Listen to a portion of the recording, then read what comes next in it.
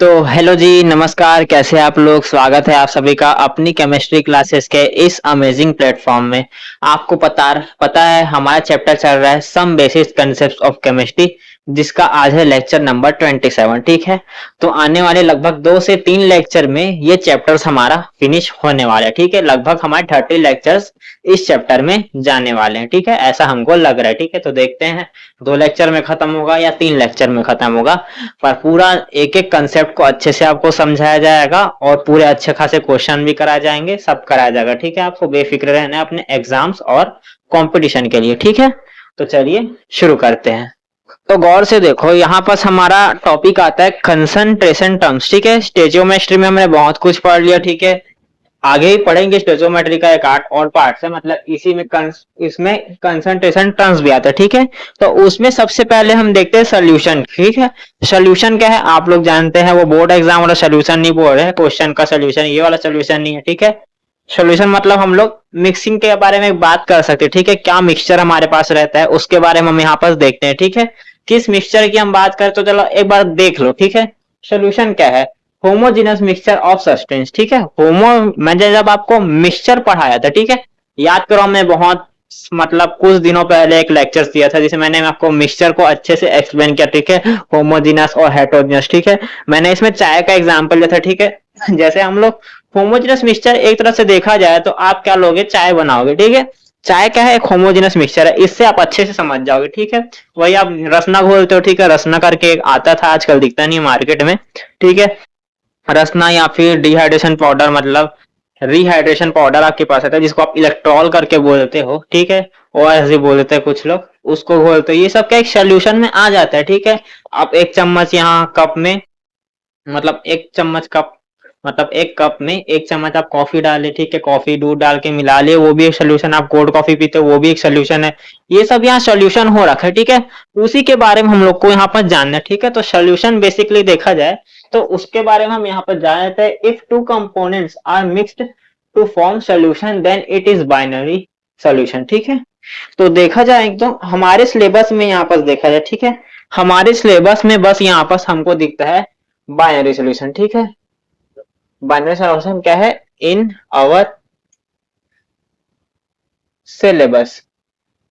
ठीक है, सिर्फ यहाँ पास हमारे पास बाइनरी सोल्यूशन है। ये बस आपको नीचे जो मैंने दिया है वो थोड़ा डिटेलिंग के लिए कि आप जानो, कई बार हो सकता है कोई पूछ ले आपसे बायो वगैरह में। ठीक है, तो 2 कंपोनेंट्स का बात होगा तब यहाँ पास सोल्यूशन हो जाएगा बाइनरी। ठीक है, वही 3 कंप्यूटर, मतलब कंप्यूटर बोलते कोई कंपोनेंट्स आ जाएगा तो आ जाएगा टर्नरी सोल्यूशन, और वही अगर 4 आ जाएगा तो क्वाटर्नरी सोल्यूशन। ठीक है, ऐसा हम यहाँ पर बोल देते हैं।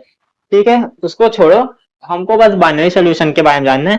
यहाँ पर बाइनरी सोल्यूशन का कुछ कुछ एग्जांपल यहाँ पर है। ठीक है, अगर आप देखोगे तो सबसे पहले शुगर प्लस वाटर। ठीक है, देखो शुगर प्लस वाटर का यहाँ पर बात हो रहा है। ठीक है, तो उसमें शुगर क्या हो जाएगा, सॉल्यूट हो जाएगा, और वाटर क्या हो जाएगा, सॉल्वेंट। ठीक है, सॉल्वेंट आप किसको कहोगे, सॉल्वेंट जिसकी आपके पास ज्यादा क्वांटिटी हो। ठीक है, मतलब मैं चाय बनाऊं, ठीक है, शक्कर कम क्वांटिटी में, शक्कर 2 चम्मच डाल रहा हूँ, और पानी यहाँ पास मैं ले रहा हूँ लगभग 300 ml, इतना मैं लगभग पानी ले रहा हूँ। ठीक है, 2 चम्मच मतलब बहुत कम शुगर हो रहा है, उस हिसाब से 300 ml पानी में, तो पानी क्या हो जाएगा वहां पर, सॉल्वेंट हो जाएगा। ठीक है, जिसकी आपके पास क्वांटिटी ज्यादा होगी, जिसकी क्वांटिटी आपके पास ज्यादा होगी वो क्या हो जाएगा, सॉल्वेंट हो जाएगा। ठीक है, सिंपल सी बात, इसको 12th में लोग रटते रहते। ठीक है, तो रटना नहीं है, बस इतना जानो जिसकी क्वांटिटी ज्यादा हो जाएगी वो हो जाएगा हमारे पास सॉल्वेंट। ठीक है, और वही अगर यहाँ शुगर, शुगर के बारे में जिसकी क्वांटिटी कम वो हो जाएगा शुगर। ठीक है, आप यहाँ पर 1 कप पानी लिए, उसमें 1 चम्मच मतलब थोड़ा बहुत कॉफी डालोगे। ठीक है,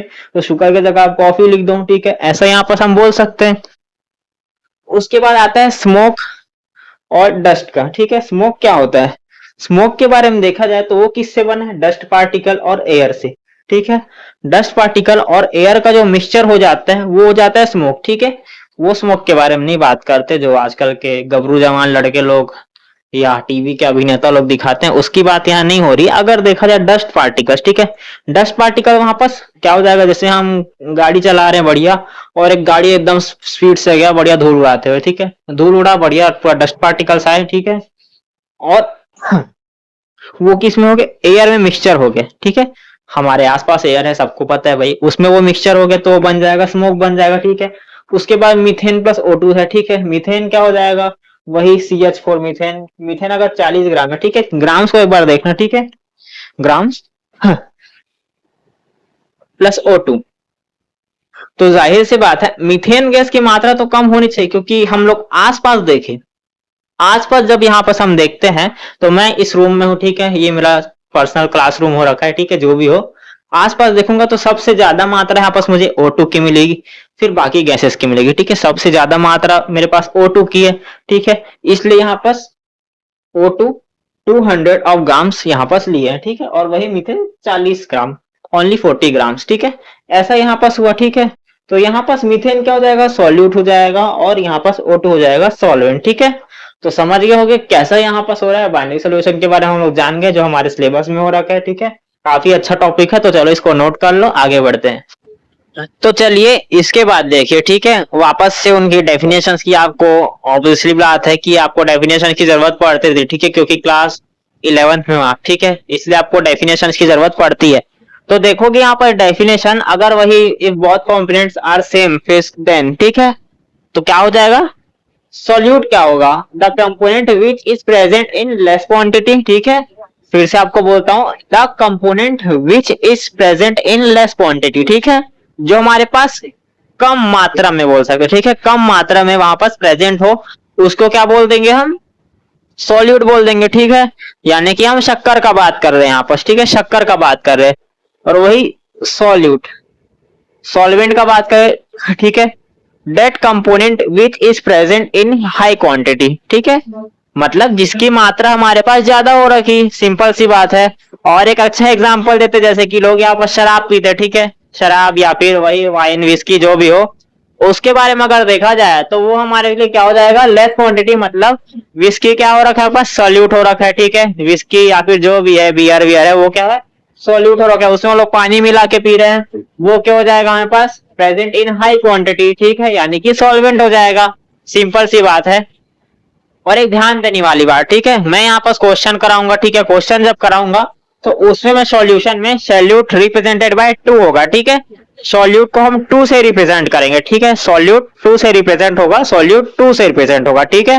और वही सॉल्यूट सॉल्वेंट का बात करें, ठीक है, सॉल्वेंट का बात करेंगे तो वो किससे 1 से प्रेजेंट होगा, मतलब 1 से उसको रिप्रेजेंट करेंगे, ठीक है। ये बात आपको ध्यान रखनी है, ठीक है, अभी आगे मैं बताऊंगा कैसे इसका खेल खेलेंगे, अभी के लिए इसको नोट करें, चलिए। तो इसके बाद देखना, ठीक है, 1 और 2 के बारे में आपको बता दिया, कैसे हम 1 इससे 2 प्रेजेंट करेंगे, 1 को 2 से, मतलब सॉरी ऐसे बोल सकते हैं, ठीक है। तो अगर आपको कहीं पर दिख जाए W1, ठीक है, तो गिवन मास ऑफ सॉल्वेंट है, ठीक है, 1 मतलब सॉल्वेंट और 2 मतलब सोल्यूशन, ठीक है, वही दिख गया आपको W2, ठीक है, तो गिवन मास ऑफ सॉल्यूट, ठीक है, ऐसा यहाँ पर आप बोल सकते हो, ठीक है, 1 solvent 2 solute, 1 solvent 2 solute, 1 solvent 2 solute, ऐसे आप इसको याद करना, ठीक है। उसके बाद अगर आपको M1 दिख गया, M2 दिख गया, ऐसा आप यहाँ पर देखेंगे तो क्या हो जाएगा, M1 क्या हो जाएगा, molar mass of solvent, M2 क्या हो जाएगा, मोलर मास ऑफ सॉल्यूट, ठीक है, M1 क्या हो जाएगा, मोलर मास ऑफ सॉल्वेंट, और M2 क्या हो जाएगा, मोलर मास ऑफ सॉल्यूट, ठीक है, ऐसा यहाँ पर होगा, ठीक है, सिंपल सी बात है। उसके बाद V1 क्या हो जाएगा, गिवन वॉल्यूम ऑफ सॉल्वेंट और गिवन वॉल्यूम ऑफ सॉल्यूट, ठीक है, ऐसा यहाँ पर हो जाएगा। वही N1 और N2 आता है, ठीक है, तो इसमें क्या हो जाएगा, number of moles of solute और number of moles of solvent, मतलब सॉल्यूट्स, ठीक है, जो भी है वो उसमें यहाँ पास हो जाएगा, ठीक है। आपको क्या करना है, अभी फिलहाल इसको नोट करो, इसके बाद आगे हम यहाँ पास कंसंट्रेशन टर्म्स के बारे में, मतलब हमारे पास फॉर्मूलाज आएंगे, उसको हमको यहाँ पास करना है, ठीक है। तो चलो,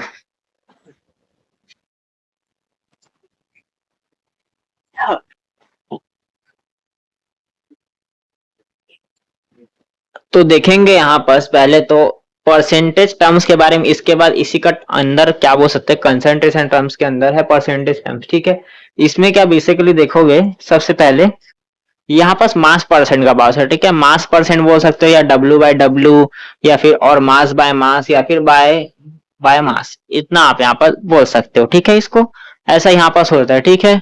तो जब यहाँ पर W/W सॉल्यूट आता है, या फिर बोल सकते हो मास परसेंट ऑफ सॉल्यूट, ऐसा यहाँ पर आपको दिख जाता है, ठीक है। तो आप क्या लिखोगे, डब्ल्यू सॉल्यूट या फिर डब्ल्यू टोटल इंटू 100। तो क्या आ जाएगा, डब्ल्यू सॉल्यूट फिर W solute plus W solvent. ठीक है, क्यों ऐसा क्यों बोला, ठीक है, क्योंकि टोटल के बारे में तो सॉल्यूट और सॉल्वेंट दोनों एक साथ मिक्स हो रहे हैं ना, इसलिए इसको यहाँ पर प्लस में लिया गया है। ठीक है, इंटू 100। ठीक है, 100 क्यों आया, परसेंटेज का बात है, इतनी सी बात तो आपको अच्छे से समझ आती होगी, परसेंटेज आता है तो आपको 100 जरूर मिलेगा। ठीक है, ऐसा यहाँ पास हो जाएगा। अगर डबल परसेंट दिखा तो 200 ले सकते हो क्या, ऐसा कुछ नहीं होता, ऐसा नहीं होगा। फिर आता है डब्ल्यू बाय डब्ल्यू सॉल्वेंट। ठीक है, और मास बाय मतलब मास परसेंट ऑफ सॉल्वेंट, या फिर इसको भी क्या बोल दोगे, W solvent upon W total, या फिर इंटू 100 कर दोगे तो वही हो जाएगा। इसमें भी सेम वैसी, बस सॉल्वेंट और सॉल्यूट का अंतर यहाँ पर हो रखा है। ठीक है, जैसे कि एक यहाँ पर छोटा सा एग्जांपल दिया। ठीक है, 20% HCl। ठीक है, डब्ल्यू बाय डब्ल्यू। ठीक है, 20% HCl W upon W aqueous solution. ठीक है, एक्वस सॉल्यूशन, यहाँ मतलब अगर यहाँ पर ऐसा एक्वस आपको दिख रहा है मतलब वहां H2O है। ठीक है, इतना आपको जान लेना। ठीक है, जहां एक्वस आपको दिखा वहां H2 है, जहां मतलब जहां एक्वस आपको दिखा वहां H2O है, जहां आपको एक्वस दिखा वहां H2O है, जहां आपको एक्वस दिखा वहां H2O होता है। ठीक है, इतना आप यहाँ पर जान के रख लेना। ठीक है, तो इसमें बात किया जाएगा 20 ग्राम HCl किसमें प्रेजेंट है, 100 ग्राम ऑफ सोल्यूशन में। ठीक है, ऐसा यहाँ पर बोल सकते। ठीक है, किसमें, सोल्यूशन में। ठीक है, कोई भी सोल्यूशन हो सकता है अपना, मतलब एक्वस सोल्यूशन का बात हो रहा है। ठीक है, तो ये यहाँ तक था, इसको आप नोट डाउन कर लो। इसके बाद इसका बी पार्ट भी है, सी पार्ट भी है, उसको भी देखेंगे। ठीक है, इसके बाद देखो वापस से परसेंटेज टर्म्स आता है नंबर बी पॉइंट। ठीक है, लगभग सी पॉइंट है ये, बी लास्ट हो सकता है, सेकंड लास्ट बोल दो बी को। ठीक है, इसमें क्या बोले हैं, वॉल्यूम और, ठीक है, वॉल्यूम बाय वॉल्यूम या फिर वॉल्यूम बाय वॉल्यूम, वही ये बाय वॉल्यूम। ठीक है, इसमें क्या होता है, वॉल्यूम परसेंट ऑफ सॉल्यूट लेते हैं। ठीक है, वो किसके इक्वल होता है, वॉल्यूम बाय वॉल्यूम सॉल्यूट के। ठीक है, तो वॉल्यूम बाय वॉल्यूम सॉल्यूट क्या होगा, volume solute upon volume total into 100। ठीक है, वही वी सॉल्यूट जैसे हमारा पिछला होता था वैसी सेम यहाँ पास हो रहा। ठीक है, V solute upon V solute plus V solvent into 100। ठीक है, ऐसा यहाँ पास हो जाता है। ठीक है, वही वॉल्यूम परसेंट ऑफ सॉल्वेंट देखोगे या फिर वॉल्यूम बाय वॉल्यूम सॉल्वेंट देखोगे। ठीक है, ये कैसे होगा, ठीक है, volume solvent upon volume total. ठीक है, इंटू 100 कर दो, वही volume solvent upon volume solute plus solvent. ठीक है, ऐसा यहाँ पर हो जाता है। ठीक है, सेम वैसे ही जैसे पिछले बार गए थे। उसके बाद वही एक छोटा सा नोट पॉइंट, जैसे इसको समझाने के लायक जो नोट पॉइंट यहाँ पर देते हैं हम, 20% वॉल्यूम बाय वॉल्यूम HCl। ठीक है, एक्वस सॉल्यूशन। ठीक है, वापस से एक्वस आता है यानी कि जली, मतलब मिक्स। ठीक है, मतलब पानी से घुला हुआ है। ठीक है, पानी से घुला हुआ है, लिक्विड सॉल्यूशन ऐसे बोल सकते हो। तो इसके बारे में आप बोलोगे, इसका मतलब क्या होता है, 20 ml of HCl is present in 100 ml of solution. ठीक है, ऐसा यहाँ पर बोल सकते हैं। ठीक है, हाय, बड़ा थक गए तो चलो नोट कर लो। हाँ, चलो इसको देखो। इसके बाद हम बात करते हैं मास बाय वॉल्यूम। ठीक है, मास बाय वॉल्यूम यानी वॉल्यूम अपॉन वी। ठीक है, ऐसा हम यहाँ पर इसके बारे में बोलते हैं। ठीक है, तो बेसिकली देखिए इसमें क्या है, डब्ल्यू अपॉन वी का फॉर्मूला लग रहा है। ठीक है, डब्ल्यू अपॉन वी सॉल्यूट, इसमें आप समझ गए होगे। ठीक है, मेन क्या है, अगर 20% वॉल्यूम अपॉन मतलब मास वेट अपॉन वॉल्यूम दे दे, ठीक है, तो इसमें क्या होगा, HCl एक्वस सोल्यूशन में। ठीक है, HCl एक्वस सोल्यूशन में होगा रखा है। ठीक है, ऐसा आप बोल दोगे।